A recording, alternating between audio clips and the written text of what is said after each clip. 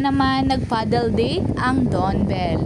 Kahit hindi sila mag-post, talagang makikita mo ang kanilang larawan sa mga kaibigan nila. Tapos sinasabi ng mga basher, pang trabaho lang talaga ang kanilang love team. Tignan mo naman, kahit off-cam ay napaka-sweet ng dalawa at laging nagpa-paddle date. Hindi sila yung tipong mag-boyfriend at girlfriend na madalas kumain sa restaurant.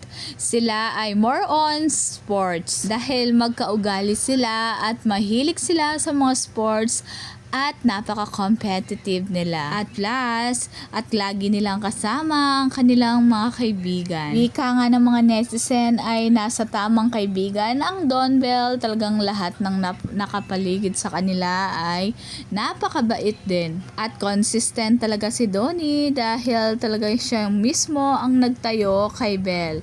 At may payakap pa nga ang dalawa ay kung titignan ay nakatingkad pa si Bell para lang maabot si Donnie. Dahil kasama nga nila si Sneer kahapon sa paddle date ng dalawa ay talagang reveal ni Sneer na sabi daw ni Donnie kapag nanalo siya ay bibigyan siya ng 10k. Ngunit hindi naman naglaro si Sneer, talagang nag-cheer lang sa Don Bell.